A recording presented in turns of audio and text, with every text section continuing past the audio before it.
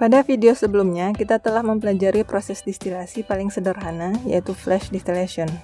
Kita akan mengembangkan lebih jauh konsep flash distillation sebagai dasar untuk proses distilasi bertingkat yang akan kita pelajari pada video ini. Sebelum saya lanjutkan, kita tetapkan terlebih dahulu konsensus penamaan aliran produk dari proses distilasi. Dari flash drum, ada dua aliran, yaitu aliran vapor yang berada di bagian atas drum dan aliran liquid yang berada di bagian bawah. Produk dari distilasi lebih umum dinamakan sebagai produk atas dan produk bawah. Produk atas selalu diisi dengan komponen yang lebih ringan atau light component, sementara produk bawah selalu diisi oleh komponen yang lebih berat atau heavy component. Kita sudah berkali-kali menggunakan campuran benzen toluene sebagai contoh dan kita akan menggunakannya kembali di video ini. Karena benzen lebih ringan dari toluene, maka ekspektasi dari proses flash distillation ini adalah di produk atas, benzen jauh lebih banyak dari toluene, dan di produk bawah, toluene harus jauh lebih banyak dari benzen. Dari proses flash distillation benzen toluene equimolar dengan kondisi operasi seperti terlihat pada layar, fraksi mol benzen yang diperoleh di produk atas hanya 0,64, sementara untuk toluene, fraksi molnya di produk bawah hanya 0,58. Kita bisa langsung melihat bahwa kemurnian produk atas dan produk bawah masih belum tinggi, yaitu masih di bawah 0,9. Ketika kita memurnikan suatu senyawa, apapun teknologi yang digunakan, tentu kita ingin kemurniannya atau konsentrasinya setinggi mungkin. Dengan demikian, dibutuhkan lebih dari satu kali tahap flash distillation untuk menghasilkan produk benzen dan toluene dengan kemurnian di atas 90%. Flash distillation yang pertama, jika kita gambarkan kondisi operasinya di diagram bubble dew point adalah seperti ini, dengan V1 dan L1 menunjukkan komposisi benzen di produk atas dan bawah. Produk atas V1 ini kemudian kita kondensasikan hingga mencapai temperatur 90 derajat Celcius. Jika digambarkan pada diagram, maka kondisi campuran setelah kondenser CD1 adalah di titik F2, di mana campuran kembali menjadi dua fasa. Pada proses kondensasi ini diasumsikan tidak terjadi penurunan tekanan sehingga tekanan keluaran kondenser dan di flash drum tetap 0,92 atm. Perhatikan bahwa titik F2 ini membagi garis horizontal yang menghubungkan kurva bubble dan dew menjadi dua bagian yang tidak sama panjang. Garis di sebelah kanan F2 yang menyentuh kurva dew ini merepresentasikan jumlah liquid, sementara yang di sebelah kiri merepresentasikan jumlah vapor. Perbandingan antara panjang garis sebelah kiri dan kanan secara kualitatif menunjukkan rasio fasa gas dan cair di dalam campuran. Kita akan buktikan hal ini dengan menggunakan simulasi. Jika campuran dua fasa hasil kondensasi ini diumpankan ke flash drum kedua, akan dihasilkan kembali produk atas dengan fraksi mol V2, yaitu benzen 0,7 dan toluene 0,3. Produk bawah dari flash drum kedua ini untuk sekarang kita abaikan. Balik lagi ke flash drum pertama, produk bawah L1 juga diproses lebih lanjut di mana L1 diuapkan hingga mencapai temperatur 98 derajat Celcius. Pada proses penguapan ini juga diasumsikan tidak terjadi penurunan tekanan. Jika proses penguapan ini juga kita gambarkan pada diagram bubble dew, maka kondisi campuran setelah reboiler R1 adalah di titik F3 ini, di mana campuran kembali terbagi menjadi fasa gas dan cair.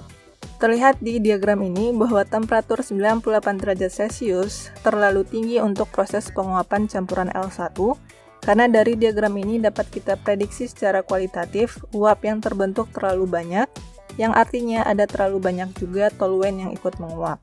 Padahal yang kita harapkan adalah produk toluene di fasa liquid.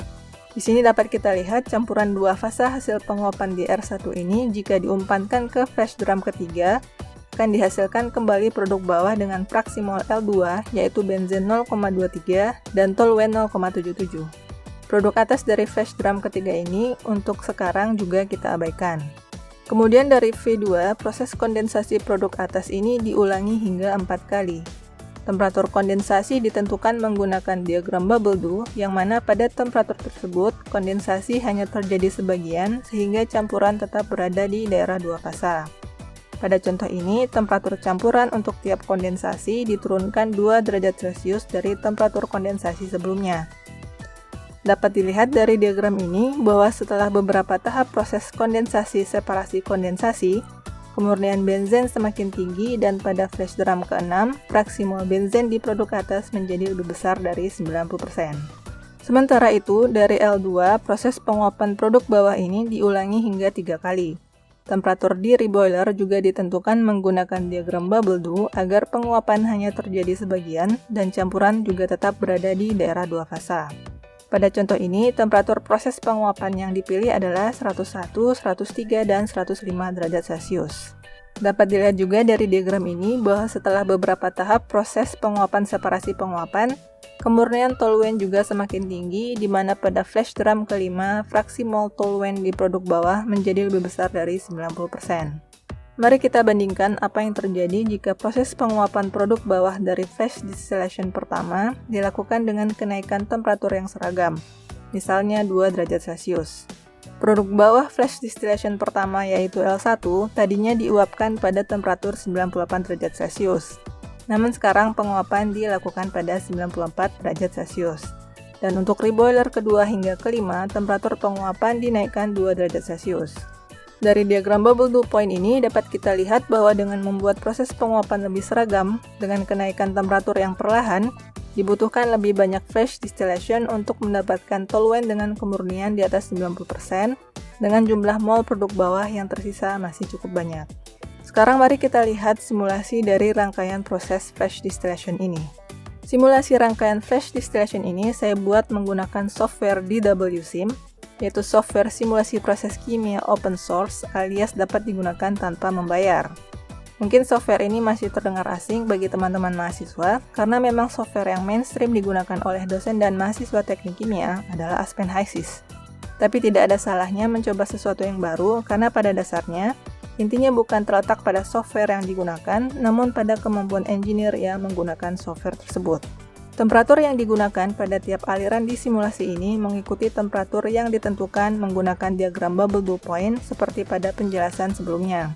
Tekanan tiap flash drum juga diatur pada 0,92 atm. Dari hasil simulasi ini dapat dilihat bahwa fraksi mol produk atas yang dihasilkan di tiap flash drum mirip dengan yang sebelumnya telah kita lihat di diagram bubble dew point. Kemudian, untuk rangkaian proses flash distillation di mana L1 diuapkan pada temperatur 98 derajat Celcius, dapat dilihat bahwa akibat temperatur yang terlalu tinggi ini, laju alir produk bawah yang dihasilkan terlalu sedikit karena proses penguapan di temperatur ini menghasilkan fasa gas dengan persentase 88% dan akibatnya semakin ke ujung jumlah liquid semakin sedikit dan akhirnya habis. Sementara untuk kasus di mana produk bawah diuapkan secara perlahan, dengan kenaikan temperatur yang seragam, hingga di flash drum terakhir masih ada produk liquid yang dihasilkan.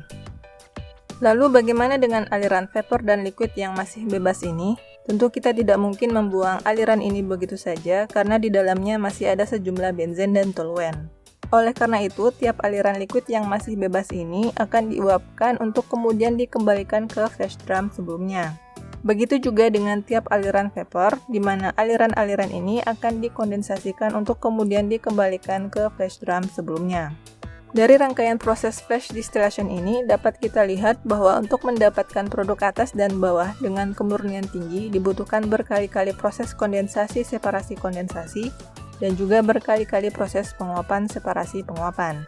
Melakukan proses pemurnian dengan menggunakan serangkaian proses flash distillation seperti ini tentu tidak efektif, karena kita harus menyediakan banyak flash drum, kondenser, dan reboiler. Untuk menghemat investasi dan biaya operasional, siklus kondensasi separasi kondensasi dan penguapan separasi penguapan ini dilakukan pada satu unit saja, yaitu kolom distilasi. Ini adalah tampak samping diagram untuk unit proses distilasi bertingkat yang cukup disebut dengan nama kolom distilasi. Di dalam kolom ini ada lempengan-lempengan yang ditempelkan ke salah satu sisi kolom. Lempengan ini seperti lingkaran yang salah satu sisinya dipotong memanjang. Jumlah lempengan di dalam kolom distilasi bergantung pada kebutuhan separasi. Ada kolom yang berisi 2 lempeng dan ada juga kolom yang berisi lebih dari 30 lempengan.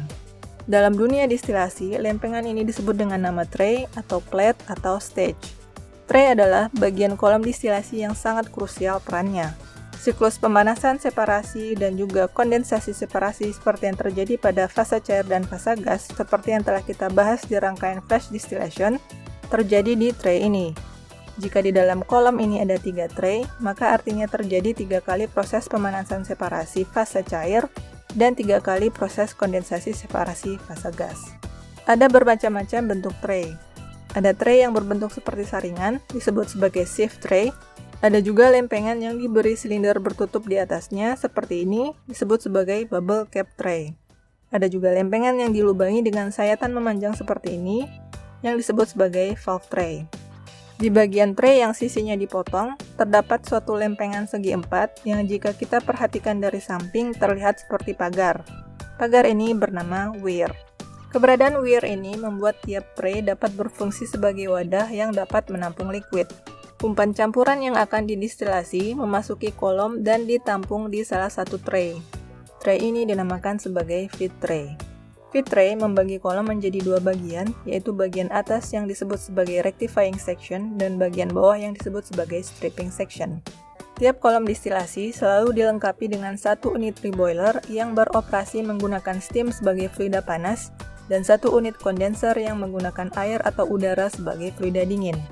Selain itu, kolom distilasi juga selalu dilengkapi dengan vessel yang disebut sebagai akumulator atau reflux drum yang berfungsi untuk menampung kondensat yang dihasilkan dari kondenser.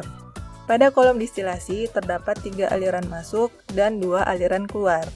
Aliran-aliran yang memasuki kolom distilasi yaitu pertama umpan, yang kedua kondensat yang dikembalikan ke kolom disebut sebagai reflux, dan uap dari reboiler yang dikembalikan ke kolom disebut sebagai boil up. Aliran keluar dari kolom yaitu aliran vapor di bagian atas disebut sebagai overhead vapor, dan aliran liquid dari bagian bawah kolom disebut sebagai bottom liquid. Produk proses distilasi ada 2, yaitu produk atas atau distillate product dan produk bawah atau bottom product. Perhatikan dengan baik penamaan bagian-bagian dan aliran-aliran yang terdapat di kolom distilasi agar dapat memahami prinsip kerja kolom ini. Ketika kolom distilasi baru dioperasikan, saat umpan dialirkan secara kontinu ke kolom, umpan ini yang biasanya berada dalam kondisi cair jenuh akan tertampung di feed tray terlebih dahulu. Ketika tinggi cairan di feed tray ini telah melebihi tinggi weir, maka cairan akan melimpah dan turun ke tray di bawahnya melalui celah yang tidak tertutupi tray. Celah ini bernama downcomer.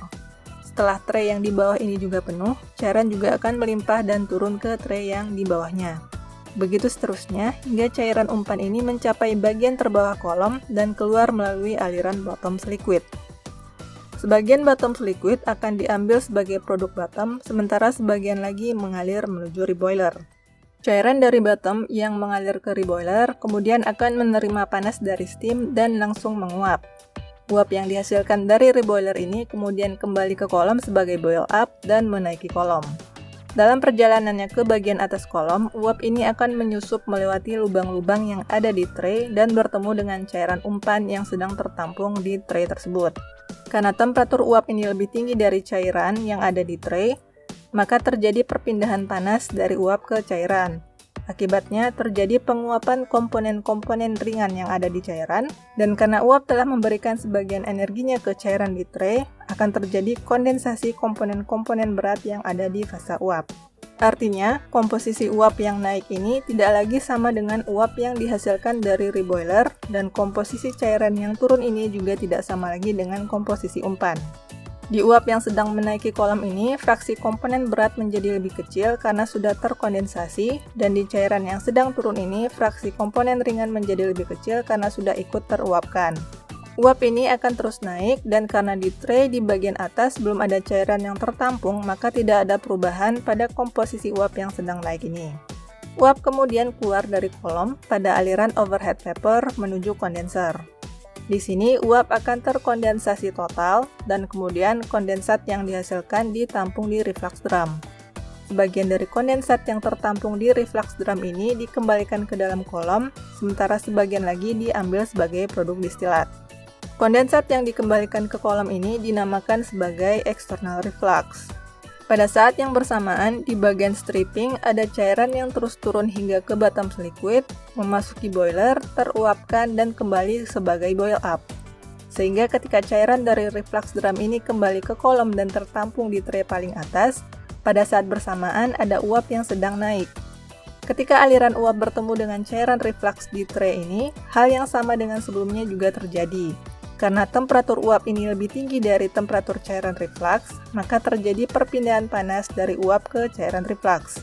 Komponen-komponen ringan yang masih terbawa bersama reflux akan menguap, dan juga karena uap telah memberikan sebagian energinya ke reflux, maka akan terjadi kondensasi komponen-komponen berat yang ikut terbawa bersama fase uap. Kondensasi komponen-komponen berat ini akan menghasilkan cairan yang kemudian akan ditampung di tray bagian atas ini. Ketika telah melebihi weir, maka cairan ini akan turun kembali ke tray di bawahnya, dan cairan yang turun ini dinamakan sebagai internal reflux. Pada akhirnya, ketika operasional kolom telah mencapai kondisi steady state, setiap tray di dalam kolom ini akan berisi cairan, dan di down kamar ini secara kontinu ada cairan yang turun. Juga secara kontinu ada uap yang terus mengalir menaiki kolom. Aliran reflux memiliki peran yang sangat penting pada proses pemurnian di kolom distilasi. Pada aliran overhead vapor, umumnya masih ada komponen-komponen berat yang ikut terbawa. Keberadaan komponen berat ini tentunya akan mengurangi kemurnian komponen ringan yang menjadi produk distilat. Untuk mengkondensasikan komponen berat ini sehingga terlepas dari komponen ringan, maka cairan reflux yang temperaturnya lebih rendah dikembalikan ke kolom. Pertemuan reflux dengan uap yang sedang menuju bagian teratas kolom akan menyebabkan terjadinya perpindahan panas, di mana yang terjadi berikutnya pasti kalian sudah bisa menebak. Komponen berat yang terdapat di uap akan terkondensasi, dan komponen ringan yang terbawa masuk kembali bersama reflux akan menguap. Seperti halnya reflux, aliran boil up juga tak kalah penting perannya karena boil up adalah sumber panas untuk kolom. Banyak sedikitnya jumlah vapor yang menaiki kolom bergantung pada besar kecilnya laju alir massa boil up dan juga temperatur boil up.